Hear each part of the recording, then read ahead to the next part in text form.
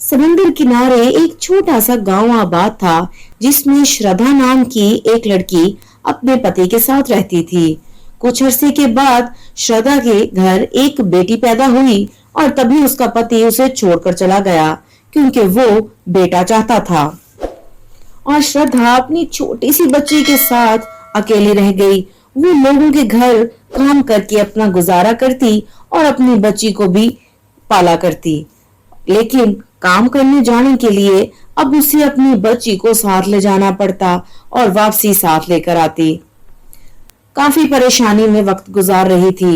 एक दिन अपनी बच्ची से बातें करते हुए श्रद्धा कहती है, मेरी प्यारी बच्ची, मैं तुम्हें बहुत बड़ा अफसर बनाऊंगी पढ़ा लिखा कर, ताकि लोगों को पता चल सके कि बेटा होने से कोई फर्क नहीं पड़ता, बेटियां भी सब कुछ कर सकती हैं।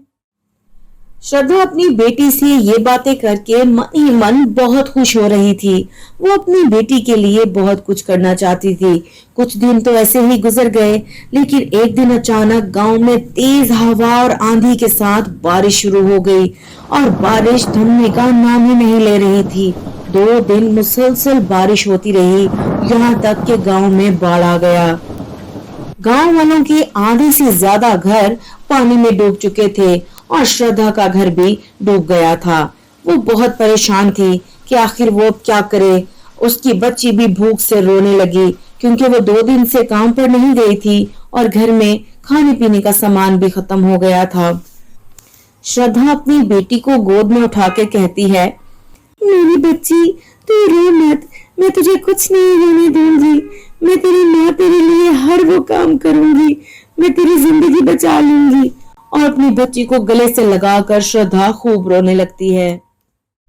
हे भगवान, मेरी बच्ची को बचा लो, मैं क्या करूं, एक माँ की प्रार्थना सुन लो। और रोते रोते श्रद्धा एक टोकरी में अपनी बेटी को डालकर अपने सर पर उठा लेती है और रफ्ता रफ्ता पानी उसकी कमर तक पहुंच जाता है कि अचानक बारिश थम जाती है और गांव के सभी लोग अपनी जरूरत का थोड़ा बहुत सामान लेकर दूसरे गांव की तरफ निकल जाते हैं। तभी अपनी बेटी सर पर उठाए श्रद्धा भी दूसरे गांव की तरफ जा रही होती है कि तभी चलते चलते उसे लगता है जैसे उसके पांव पर किसी चीज ने काट लिया, लेकिन वो बर्दाश्त कर गई और चलती रही। चलते चलते वो एक तालाब के पास पहुंच गई जहां पर खुश्क थी जगह। वो वहां जाकर अपनी बेटी को रखकर बैठ गई और जब उसने अपना पाँव देखा तो वो बहुत रोने लगी। उसके पाँव पर सांप ने काट लिया था। हे भगवान, मैं क्या करूं, मेरी मदद करो, मैं कैसे अपने आप को बचाऊं, मेरी बच्ची का क्या होगा। और तभी उसकी बच्ची जोर जोर से रोने लगती है। हे भगवान, मैं क्या करूं, मैं तो इसे अपना दूध भी नहीं पिला सकती, वो भी जहर बन चुका है, इससे तो मेरी बच्ची की जान खतरे में पड़ जाएगी। भगवान, मेरी मदद करो, कुछ तो करो। और तभी उसकी जोरदार आवाजें सुनकर एक आदमी उसके पास भागा भागा आता है और वो कोई और नहीं, श्रद्धा का अपना पति ही था। श्रद्धा, श्रद्धा, तुम यहाँ?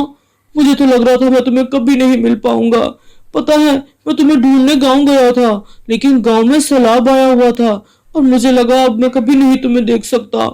आप आ गए, आप हमें छोड़कर मत जाइएगा, मेरी बच्ची का बहुत ध्यान रखिएगा, इसका बहुत अच्छे से पालन पोषण कीजिएगा। आप तो हमें छोड़ गए थे ना। मुझे मेरे किए की सजा मिल गई है श्रद्धा। तुम्हें छोड़ने के बाद मैंने दूसरी शादी कर ली थी। कुछ अरसे के बाद मैं बीमार रहने लगा और मेरी नौकरी छूट गई और इसी वजह से मेरी बीवी भी मुझे छोड़कर चली गई। मैं अकेला रह गया। मैं तुम्हारे पास माफी मांगने गया था मगर तुम मुझे मिली नहीं। शुक्र है भगवान का, आप आ गए। अब मेरी बच्ची अकेली नहीं रहेगी। आप मेरी बच्ची को बहुत ज्यादा प्यार दीजिएगा। और इतना कहते कहते श्रद्धा वहीं अपनी जान दे देती है। श्रद्धा, श्रद्धा, प्लीज उठ जाओ, हमें छोड़कर मत जाओ। श्रद्धा, श्रद्धा, उठो, प्लीज उठो। लेकिन श्रद्धा हमेशा के लिए सो चुकी थी और वहीं पर उसका पति तालाब में उसके अंतिम संस्कार कर देता है और अपनी बेटी को लेकर दूसरे गांव चला जाता है। वहां पर नौकरी करता है और अपनी बेटी को बड़ा अफसर बनाने के लिए उसकी परवरिश बहुत अच्छे से करता है। तो मेरे प्यारे दोस्तों, कैसी लगी आपको हमारी आज की कहानी?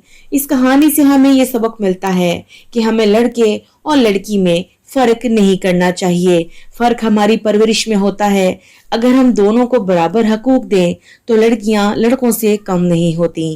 कहानी पसंद आई हो तो लाइक कीजिएगा और चैनल को सब्सक्राइब कीजिएगा।